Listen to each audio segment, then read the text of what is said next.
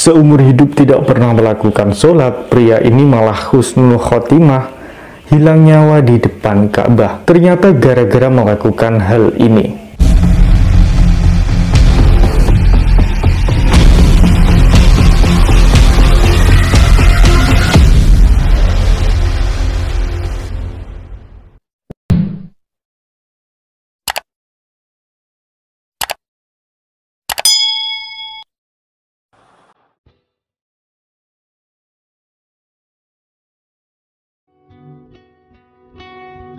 Pentingnya untuk husnuzon kepada semua orang. Kita tidak pernah tahu akhir kehidupan seseorang. Mungkin ada di sekitar kita orang yang nakal atau tak mau menjalankan perintah agama. Namun kita tidak boleh mengecap sebagai ahli neraka, karena tidak ada yang tahu akhir kehidupan seseorang kecuali Allah Subhanahu wa Ta'ala. Bisa saja saat ini orang itu nakal, tapi di akhir kehidupannya Allah berikan taubat nasuha sehingga ia pun masuk ke dalam surga. Dan bisa saja ada orang yang terlihat soleh namun Allah cabut imannya di akhir hayat hingga jadi penghuni neraka. Na'udzubillah.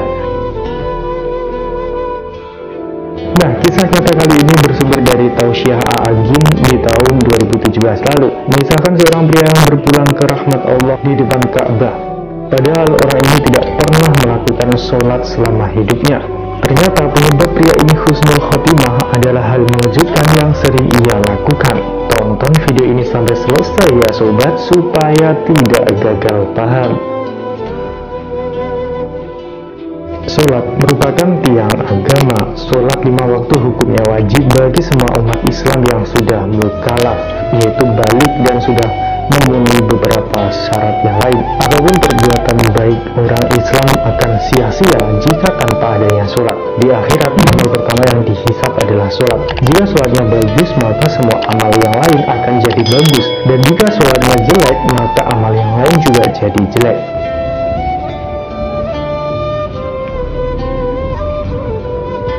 Nah, kisah kali ini tentang seorang pria, sebut saja namanya Udin, yang tidak pernah melakukan sholat seumur hidupnya, tapi malah husnul khotimah dan berpulang di depan Ka'bah dalam keadaan sholat. Nah, langsung saja berikut ini kisah selengkapnya.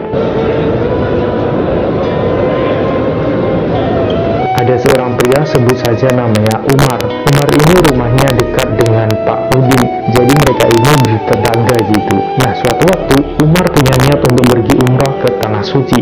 Namun menjelang keberangkatan ke Tanah Suci, Umar selalu mengalami hal aneh setiap kali ia tidur. Ya, Umar selalu mimpi yang sama selama 3 malam berturut-turut. Di dalam mimpinya itu, Umar disuruh mengajak umroh tetangganya, yaitu si Pak Udin tadi. Mimpi yang datang berturut-turut dengan hal yang sama itu membuat Umar jadi bingung. Apakah mimpinya itu datang dari Allah Subhanahu wa Ta'ala atau mungkin datang dari setan? Nah, hal inilah yang membuat Umar jadi galau. Ia pun memutuskan untuk mendatangi seorang kiai yang ada di daerahnya untuk berkonsultasi ya. Apa sebaiknya Umar turuti mimpi itu atau ia abaikan saja? Sampai di rumah kiai, Umar pun langsung curhat. Kiai, saya ini mau umroh, tapi tiap malam saya bermimpi disuruh untuk mengajak tetangga saya, Pak Udin.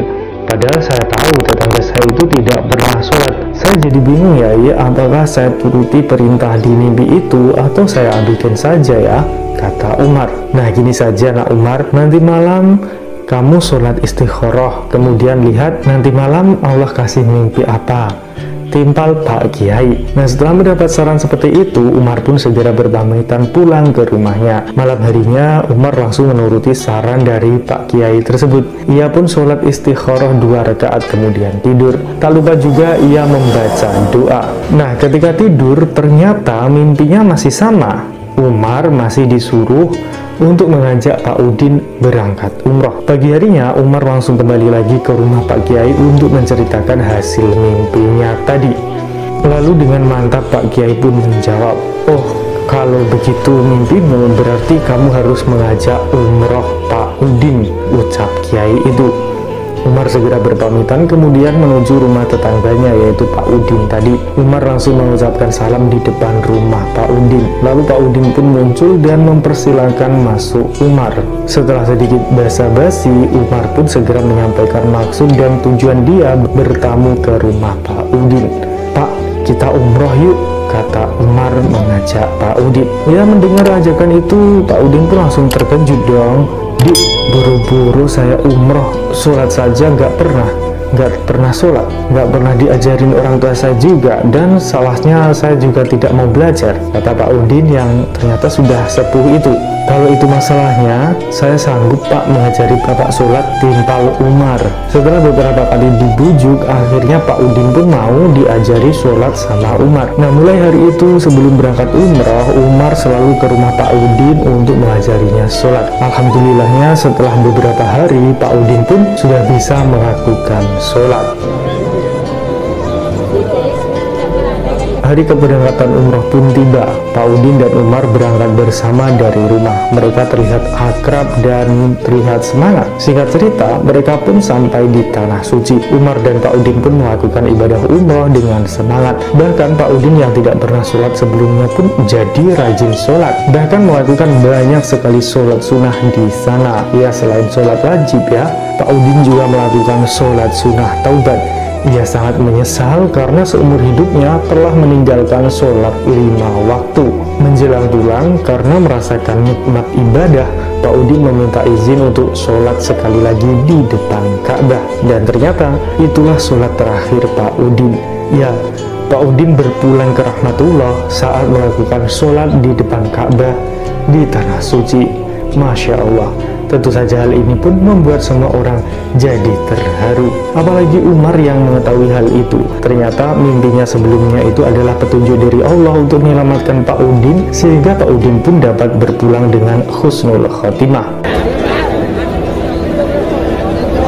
Ternyata pertolongan Allah itu ada penyebabnya. Mengapa Pak Udin yang selama hidupnya tidak pernah sholat 5 waktu bisa mendapatkan husnul khotimah? Nah, sepulang dari umroh, Umar pun kembali ke rumah Pak Kiai lalu menceritakan peristiwa mengharukan tersebut. Pak Udin hilang nyawa saat sholat di depan Ka'bah Pak Kiai, padahal sebelumnya ia tidak pernah sholat loh. Kenapa ya Pak Udin ini bisa mendapatkan husnul khotimah seperti itu ya Pak Kiai? Tanya Umar keheranan. Lalu Pak Kiai pun menceritakan sebuah kisah. Dulu ada orang yang cerita kalau dirinya pernah ditolong sama Pak Udin. Orang ini tahu kalau Pak Udin tidak pernah sholat. Terus orang ini sholat malam kemudian mendoakan Pak Udin supaya dapat hidayah dan husnul khotimah. Kata Pak Kiai, Umar pun menambahkan kisah tentang Pak Udin. "Oh iya Pak Kiai, saya baru ingat kalau Pak Udin itu orangnya sangatlah dermawan. Walau tak pernah sholat, tapi dia seneng banget kalau nolong orang. Di lingkungan kita tuh Pak Udin ini memang kayak terkenal gitu loh kedermawanannya dan suka sedekah," kata Umar. Oh, berarti nampaknya itulah nak Umar, Allah mencintai Pak Udin karena dia senang bersedekah, sehingga Allah pun memberikan taubat ke Pak Udin sebelum ajalnya tiba. Kata Pak Kiai menambahkan,